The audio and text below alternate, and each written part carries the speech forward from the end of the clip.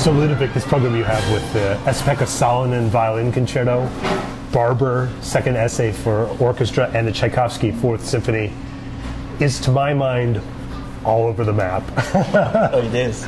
You're totally right. I yeah? mean, it's always been one of my philosophy of thinking, about programming, is that there's not one way to make beautiful programs. You might want to theme everything together. You might want to be contrasting it as much as possible. And sometimes what's interesting is that I've found that sometimes by wanting to create as much contrast as possible, after doing the program, I find some connections that I've never thought of, before. And so this is sometimes surprisingly, you think those pieces have nothing to do together, but instinctively you realize that you've put them together for some reason that you discover later. It's really interesting. And so it might be one of those programs where I, end up actually performing. I might find some more connections there than I think. But what ties them together initially, or? Well, Barber. I've been really eager to do more American music with the Fourth Symphony, and the American voices that I really like have been voices that have actually not been performed by Fourth Symphony very much. We think of Charles Ives, and Barber is one of those, and I mean Ruggles, Lieberson. I would do some Henry Cowell. All those voices interest me a lot, and I would love to do more.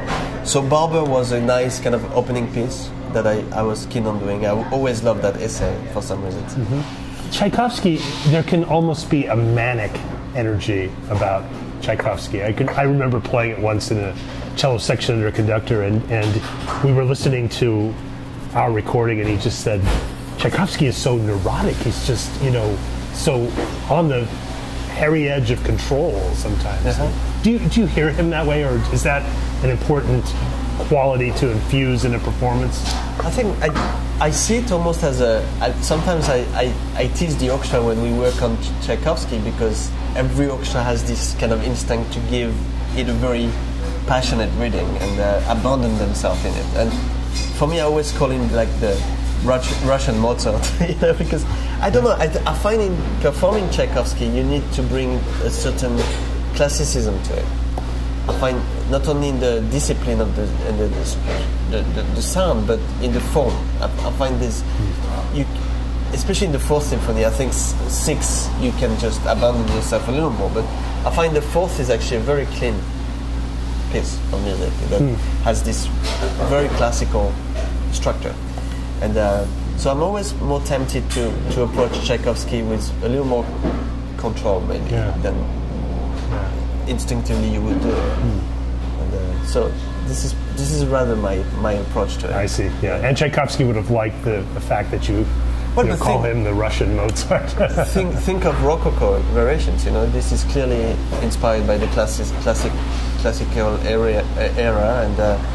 I was conducting Copland not too long ago, and I listened to a recording of Copland rehearsing with the orchestra, Appalachian Spring actually.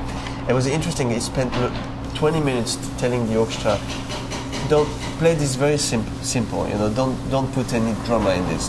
Just keep it very simple. And every composer always had to seem to have that tendency to want their music to be performed simply, without adding any kind of effect to it. And I'm sure Tchaikovsky as a conductor was like that.